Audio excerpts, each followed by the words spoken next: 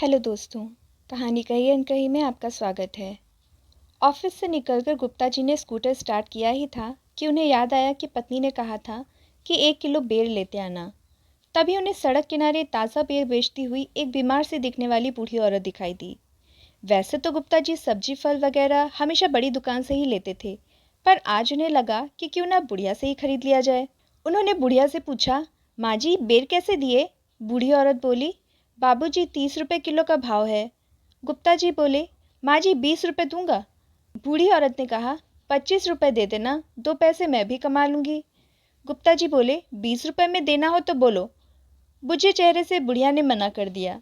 गुप्ता जी बिना कुछ कहे चल पड़े और बड़ी दुकान में जाकर बेर का भाव पूछा तो पता चला कि 35 रुपए किलो का भाव है।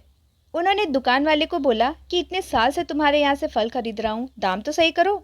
उसने एक बोर्ड की ओर इशारा किया जिस पर लिखा था फिक्स रेट।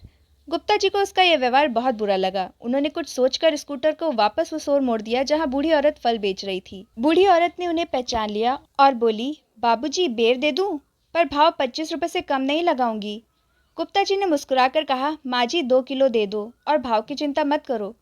बूढ़ी औरत का चेहरा खुशी से दमकने लगा। बेर देते हुए बोली, बाबूजी मेरे पास थैली नहीं है। फिर बोली, एक समय था जब मेरी भी छोटी सी दुकान थी, मगर पति की लंबी बीमारी के खर्चे में सारी दुकान चली गई।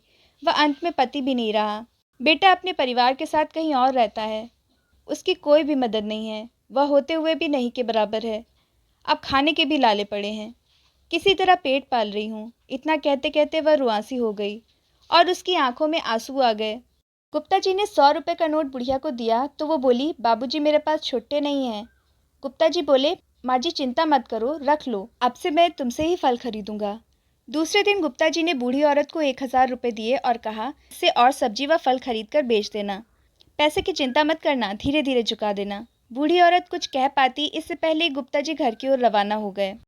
घर पहुंचकर उन्होंने पत्नी से कहा, न जाने क्यों हम हमेशा मुश्किल से पेट पालने वाले सामान बेचने वालों से मोल भाव करते हैं, किंतु बड़ी दुकानों पर मुंह मांगे पैसे दे आते हैं। शायद हमारी मानसिकता ही बिगड़ गई है।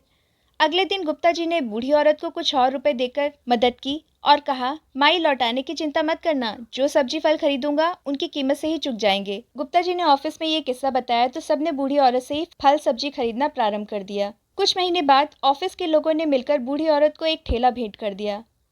अब वह बहुत खुश है। उचित खान पान के कारण उसका स्वास्थ्य भी पहले से बहुत अच्छा हो गया। हर दिन गुप्ता जी और ऑफिस के दूसरे लोगों को दुआ देती नहीं थकती। गुप्ता जी व ऑफिस के लोगों के मन में एक असहाय गरीब निर्बल महिला की सहायता करने की खुशी के साथ संतुष्टि का भाव रहता है। चाहे कोई धर्म करो या ना करो, पर किसी निर्बल असहाय गरीब की मदद करना भी बहुत बड़ा धर्म है। जीवन में किसी बेसहारा की मदद करके तो देखो, अपनी पूरी जिंदगी में किए गए सभी कार्यों से ज़्यादा सुकून व संतोष मिलेगा।